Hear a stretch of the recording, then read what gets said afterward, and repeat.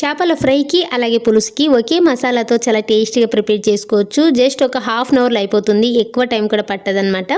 ఇదేంటంటే Mangaluru Udupi special recipe అనమాట. చాలా చాలా టేస్టీగా ఉంటుంది. నచ్చితే మాత్రం మీరైతే ఒకసారి ట్రై చేసి చూడండి, చాలా బాగుంటుంది. Hi friends, welcome back to our channel. ఇంకా ఈ ప్రాసెస్ ఏంటో చూద్దాం. నేనైతే ఇక్కడ చేపలు తీసుకున్నాను. ఈ చేపల్ని కన్నడలో అయితే బాంగ్డే అంటారు, ఇంగ్లీష్లో అయితే మ్యాక్రెల్ ఫిష్ అంటారు అనమాట. ఇందులో ఒమేగా 3 ఫ్యాటీ యాసిడ్స్ ఎక్కువ ఉంటాయన్నమాట, హెల్త్కి చాలా మంచిది. ఒకసారి ట్రై చేయండి. నేనైతే ఇక్కడ ఒక 6 చేపలు తీసుకున్నాను, అలాగే ఒక 2 పులుసుకు పెట్టుకోవాలని చెప్పేసి తీసుకున్నాను అనమాట. ఈ 6 చేపల్ని బాగా క్లీన్ చేసేసి మధ్య మధ్యలో గాడ్స్ పెట్టుకుని పక్కన పెట్టేసుకోండి. ఆ తర్వాత దీనికి మసాలాని ఎలా ప్రిపేర్ చేసుకోవాలో చూడండి.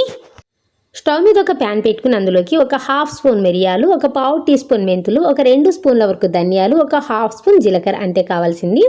వీటన్నిటిని కూడా వేసుకుని మంటను లో ఫ్లేమ్లో పెట్టుకుని వేయించుకోవాలి. ఇవి కొంచెం వేగిన తర్వాత నెక్స్ట్ ఈ స్టేజ్లోనే ఇందులోకి ఎండుమిర్చిని యాడ్ చేసుకుంటున్నాను. నేనైతే ఇక్కడ బ్యాడీ మిరపకాయలు వేసుకుంటున్నాను. మీకు నచ్చితే గుంటూరు మిరపకాయలు కూడా వేసుకోవచ్చు, కాకపోతే బ్యాడీ మిర్చి హెల్త్కి చాలా మంచిదన్నమాట.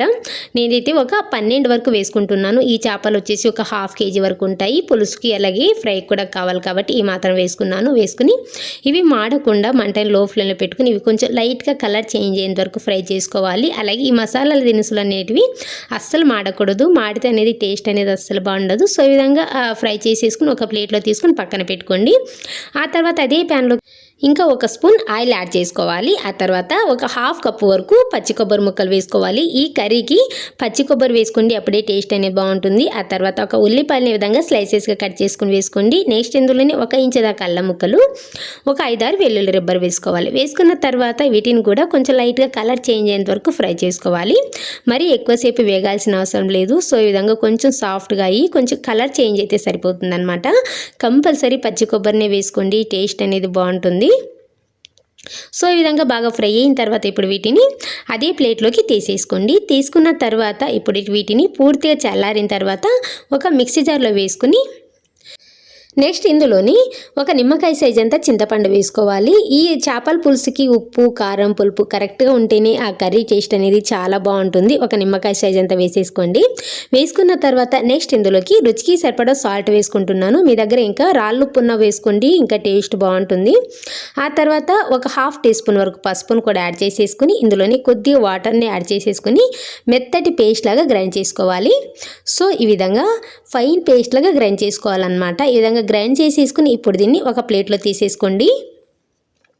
తీసుకున్న తర్వాత ఇప్పుడు చేప ముక్కలు పట్టించాలి. చేపలకి ఈ విధంగా గాడ్స్ పెట్టుకుని తీసుకోవడం వల్ల మసాలాలు అనేవి లోపల వరకు ఇంకి చాలా టేస్టీగా వస్తుందన్నమాట. ఆ తర్వాత ఈ మసాలా అనేది లోపల బయట ఈ విధంగా బాగా పట్టించాలి. అలాగే ఈ వీడియో క్లిప్లో చూపిస్తున్న విధంగా లెఫ్ట్ హ్యాండ్తో ఇలా పట్టుకోవాలన్నమాట. ఇలా పట్టుకొని రైట్ హ్యాండ్తో ఇలా అప్లై చేసుకోవడం వల్ల ఏంటంటే లోపల వరకు కూడా ఈ మసాలా అనేది బాగా ఇంకుతుందన్నమాట. గాడ్స్ పెట్టుకున్నాం కదా ఆ ప్లేస్లో. సో ఈ విధంగా కొంచెం తిక్కగానే అప్లై చేసుకోవాలి, మరీ పల్చగా అప్లై చేసుకోవద్దు. కొంచెం తిక్కగానే అప్లై చేసుకోండి. ఆ మసాలా ఫ్లేవర్ అనేది చాలా బాగుంటుంది ఫ్రై అయిన తర్వాత, అంటే చప్పగా రాకుండా కూడా ఉంటుందన్నమాట. సో ఈ విధంగా బాగా అప్లై చేసేసుకుని అన్నిటిని కూడా నేనైతే పక్కన పెట్టేసుకున్నాను. ఇప్పుడు వీటిని మినిమం 1 గంట సేపైనా ఫ్రిడ్జ్లో పెట్టుకోండి. ఒకవేళ టైం ఉందనుకోండి ఒక 2-3 గంటల సేపైనా మ్యారినేట్ చేసుకోండి. చేప ముక్క అనేది చాలా టేస్టీగా ఉంటుంది. ఇప్పుడు ఇంకొక 2 చేపలు ఉన్నాయి కదా, ఆ 2 చేపలని ఈ విధంగా మధ్యలో కట్ చేసేసుకున్నాను. దీన్ని పులుసు పెట్టుకుందామని చెప్పేసి ఇప్పుడు స్టవ్ మీద ఒక ప్యాన్ పెట్టుకోండి. ప్యాన్ పెట్టుకున్న తర్వాత అందులోకి 1 స్పూన్ వరకు ఆయిల్ వేసుకోవాలి. చాలా తక్కువ వేసుకోవాలన్నమాట. అంటే 1 టీ స్పూన్ ఆయిల్ వేసుకున్నా కూడా సరిపోతుంది, చాలా తక్కువ వేసుకోవచ్చు. ఇక్కడ మంగళూరు ఉడిపి సైడ్ వాళ్ళైతే ఈ ఆయిల్ కూడా వేయరండి. నేను కొంచెం ఫ్లేవర్ బాగుంటుందని చెప్పేసి కొద్దిగా యాడ్ చేసుకుంటున్నాను. కొద్దిగా వేసేసుకున్న తర్వాత ఇందులోకి ఒక 2 పచ్చిమిర్చి విధంగా స్లైసెస్గా కట్ చేసుకుని వేసుకోండి. ఆ తర్వాత నెక్స్ట్ ఇందులోని ఒక చిన్న సైజు ఉల్లిపాయని విధంగా చిన్న ముక్కలుగా కట్ చేసేసుకుని వేసుకోవాలి. అలాగే కొద్దిగా కరివేపాకు కూడా వేసుకుని ఒక 30 సెకండ్స్ వేయించుకోవాలంతే. ఇక్కడ చూడండి, ఆయిల్ని జస్ట్ ఇది ఫ్రై అవ్వడానికి వేసుకున్నాను అంతే. ఇదేంటంటే డైట్ చేసే వాళ్ళకు అలాగే వెయిట్ లాస్ అయ్యే వాళ్ళకు అయితే ఈ రెసిపీస్ అయితే చాలా బెస్ట్ అనమాట. ఇక్కడైతే హెల్త్ బెనిఫిట్స్ అనేవి చాలా బాగుంటాయి మంగళూరు ఉడిపి సైడ్ వాళ్ళందరికీ. సో ఆ తర్వాత నెక్స్ట్ ఇందులోకి తరిగిన టమాటా చిన్న సైజు 1 వేసుకున్నాను. వేసుకుని టమాటాని కొంచెం సాఫ్ట్గా మగ్గేంత వరకు మగ్గించుకోవాలి. సో ఈ విధంగా సాఫ్ట్గా మగ్గిపోయిన తర్వాత నెక్స్ట్ ఇందులోకి ఇంకా కొద్దిగా మసాలా అయితే మిగిలింది కదా, ఫ్రైకి అప్లై చేసేసుకున్న తర్వాత ఇంకా కొద్దిగా మిగిలింది, అది నేనైతే చూపించలేదు, ఇప్పుడు చూపిస్తున్నాను. ఈ మాత్రం మిగిలిందనమాట. ఈ మసాలాని ఇందులో యాడ్ చేసేసుకోవాలి. యాడ్ చేసేసుకున్న తర్వాత ఇందులోనే కొద్దిగా వాటర్ని కూడా వేసేసుకోండి. అదే మిక్సీ జార్లోకి మసాలా వేస్ట్ కాకుండా కొద్దిగా వాటర్ని కూడా వేసుకుంటున్నాను. కన్సిస్టెన్సీ ఎలా ఉండాలంటే కొంచెం థిక్గా ఉండాలన్నమాట. పల్చగా ఉంటే ఇది టేస్ట్ అనేది అంత బాగుండదు, అందుకని చెప్పేసి ఈ విధంగా కొంచెం థిక్గానే ఉండాలి. సో ఈ విధంగా ఉండేలాగా చూసుకోండి, మరీ పల్చగా చేసుకోకూడదు.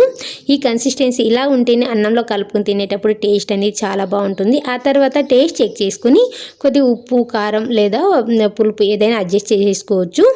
మూత పెట్టకముందు ఈ స్టేజ్లోనే ఉప్పు, కారం, పులుపు లాంటివి అడ్జస్ట్ చేసుకోండి. తర్వాత వేస్తే టేస్ట్ అనేది అస్సలు బాగుండదన్నమాట. ఇప్పుడు దీన్ని మూత పెట్టేసి ఒక 5-6 నిమిషాల పాటు ఉడికించుకోవాలి.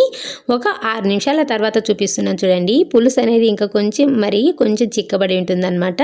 కన్సిస్టెన్సీ అనేది ఈ మాత్రం ఉండాలి. ఇప్పుడు ఇందులోకి చేపలను యాడ్ చేసుకోవాలి. వేసేసుకున్న తర్వాత ఇదంతా కూడా ఒకసారి కలుపుకోండి. ఇలా కలుపుకున్న తర్వాత ఇప్పుడు దీనికి మూత పెట్టేసి మినిమం ఒక 10 నిమిషాల పాటు మీడియం ఫ్లేమ్ మీద ఉడికించుకోవాలి. ఫ్లేవర్స్ అనేవి చక్కగా పడతాయి అన్నమాట, చాలా టేస్టీగా ఉంటుంది. సో ఇప్పుడు నేనైతే ఇక్కడ ఒక 10 నిమిషాల తర్వాత చూపిస్తున్నాను చూడండి, ఎంత పర్ఫెక్ట్గా ఉందో. చూడడానికైతే ఇలా ఎల్లో కలర్లో ఉంది, కానీ వేడి అన్నంలో తింటే మాత్రం చాలా టేస్టీగా ఉంటుంది. ఇంకా లాస్ట్లో సన్నగా తరిగిన కొత్తిమీర వేసుకుని ఇదంతా కూడా ఒకసారి కలుపుకొని ఇప్పుడు స్టవ్ ఆఫ్ చేసేసి ఇప్పుడు దీనికి మూత పెట్టేసి ఒక 2 గంటల తర్వాత తిని చూడండి, చాలా టేస్టీగా ఉంటుంది. ఇప్పుడు నేనైతే ఒక 2 గంటల తర్వాత ఫ్రైకి చూపిస్తున్నాను చూడండి. స్టవ్ మీద ఒక ప్యాన్ పెట్టుకోండి. ఆ తర్వాత ఇందులోకి జస్ట్ పెద్ద స్పూన్తో 1 స్పూన్ ఆయిల్ వేసుకోండి. చాలా తక్కువ ఆయిల్తోనే ప్రిపేర్ చేసుకోవచ్చు అనమాట, చేపల ఫ్రై కానీ పులుసు కానీ. ఆయిల్ అయితే బాగా హీట్ అవ్వాలన్నమాట. ఆయిల్ బాగా హీట్ అయిన తర్వాత చేపలను వేసుకోండి. కొంచెం ఫ్రీగా ఫ్రై అయ్యే విధంగా ఒక 3 లేదా 4 వేసుకోండి. వేసుకున్న తర్వాత దీని మీద పైనుంచి కొద్దిగా కరివేపాకు వేసుకోండి, ఫ్లేవర్ అనేది చాలా బాగుంటుంది. వేసుకున్న తర్వాత మూత పెట్టేసి మంటను లో టు మీడియం ఫ్లేమ్లో పెట్టుకుని ఫ్రై చేసుకోవాలి. మసాలా అనేది చాలా చక్కగా పడుతుందన్నమాట. సో ఈ విధంగా ఒకవైపు బాగా ఫ్రై అయిన తర్వాత రెండో వైపుకి టర్న్ చేసుకోండి. చూసారా, మసాలా అనేది ఎక్కడ కూడా ఆయిల్లో అనేది విడిపోలేదు, చాలా టేస్టీగా వస్తుంది, బాగా అతికినట్టుగా వస్తుంది అనమాట. ఇప్పుడు రెండో వైపు కూడా మూత పెట్టేసి రెండు వైపులా ఒక 10 నిమిషాల పాటు ఫ్రై చేసుకోవాలి. ఒక 10 నిమిషాల్లో సరిపోతుంది, ఒక్కొక్క వైపు ఒక 5 మినిట్స్ ఫ్రై అవ్వడానికి. సో ఈ విధంగా రెండు వైపులా బాగా ఫ్రై అయిన తర్వాత ఒక ప్లేట్లో తీసేసుకోవడమే. ఇదే విధంగా మిగతా వాటన్నిటిని కూడా ఫ్రై చేసేసుకోవాలి. చాలా బాగుంటుంది ఈ మసాలా టేస్ట్ అయితే. చూసారా ఎంత బాగుందో, ఎంత మెత్తగా ఉడికిపోయిందో కదా, సూపర్గా ఉంది. చూస్తుంటేనే నోరు ఊరుతుంది కదా, ఒకసారి ట్రై చేయండి. ఇప్పుడు వేడి అన్నంలోకి ఈ పులుసు వేసుకుని ఆ తర్వాత ఈ చేప ముక్క వేసుకుని తింటూ ఉంటుంది, చాలా బాగుంటుంది. ఒకసారి ట్రై చేయండి. మేమైతే ఉడిపికి ట్రాన్స్ఫర్ అయిన తర్వాత ఒకసారి హోటల్లో తిన్నామన్నమాట. అప్పుడు దీన్ని చూసి ఇదేంటా ఇలా ఉంది, తెల్లగా ఉంది, అంటే ఎల్లో కలర్లో ఉంది అని చెప్పేసి అనిపించింది. తర్వాత మాకు కూడా అలవాటు అయిపోయిందనమాట. తింటూ ఉంటేనే తెలుస్తుంది ఆ టేస్ట్ అనేది, సూపర్గా ఉందన్నమాట. మేమైతే వారానికి ఒక 3 సార్లైనా ఈ రెసిపీని అయితే చేసుకుంటూ ఉంటాము. మైల్డ్ టేస్ట్తో వేడి అన్నంలోకి అయితే సూపర్ టేస్టీగా ఉంటుంది. నచ్చితే మాత్రం మీరు కూడా ఒకసారి ట్రై చేయండి.